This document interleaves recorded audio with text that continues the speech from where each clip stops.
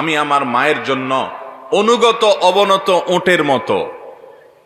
একটা ওঁট যেরকম মালিকের বসার জন্য অবনত হয়ে মাটিতে বসে যায়, বিশাল কাহি বিশাল কাই বিশাল দেহি ওঁট যেরকম মালিকের সামনে মালিককে পিঠে চড়াবার জন্য বসে যায়, অবনত হয়ে যায়, আমি আমার মায়ের জন্য এরকম ওঁটের মতো থাকি।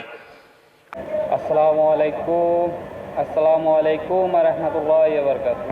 আশা করি সবাই ভালো আছেন, ইনশাআল্লাহ আমিও দোয়া করি সবাই ভালো থাকবেন।